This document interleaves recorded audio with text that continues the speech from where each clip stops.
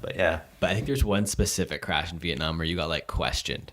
Oh yeah, I was put in a friggin' Vietnamese holding cell for like hours, and no one spoke English, and they were just kind of like kept asking me the same questions, but without understanding what I was even saying. So I would give them the same answer over and over and over again, and we were actually calling our consulate, the Canadian consulate, and it was on a Sunday, so like people weren't even there, but we actually eventually got a hold of somebody in Ottawa, and we're just like, yo, just to let you know, we're in the middle of nowhere, Vietnam, and we're being held in these like weird holding cells out in the middle of nowhere. I know this call is costing us a crap ton of money, but just to let you know, here are our names. We're all Canadian citizens, and we're held here just in case you don't hear from us the next little while, because we were legitimate concerns about what was actually going to happen to us and what was kind of going on and stuff like that. And I was, so, I mean, I'll show you this. Okay. You might, I don't know if you can move that. You can move that if you really want. Yeah. But it's just like sketchy. My knee is so banged up. Like, my brother looks at it and he's like, what the hell is that? It just looks like this little like blob on my knee here, right? And that was still from, so I was like, I fell underneath my bike, and the shifter throttle went through my boot.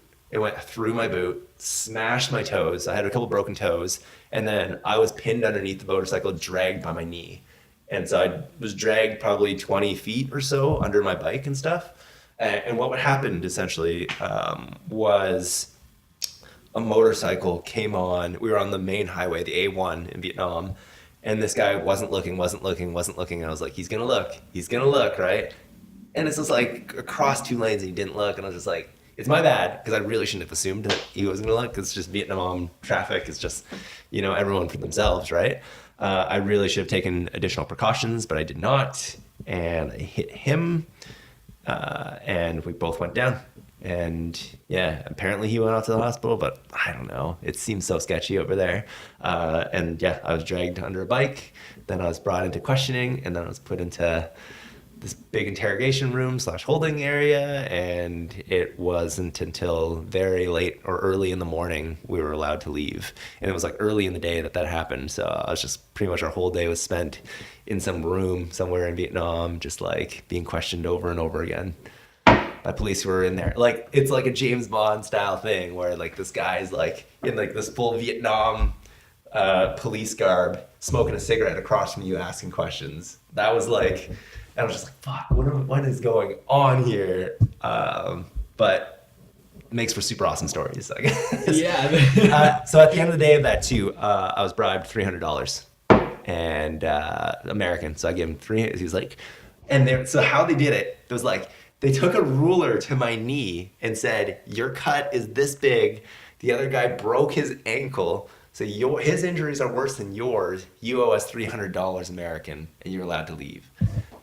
And I was like, why didn't you just tell me this like 7 hours ago? Here's $300. We'll get the hell out of here. This is like the worst, like craziest experience of my life, Like, yeah. So that was how that story came and ended.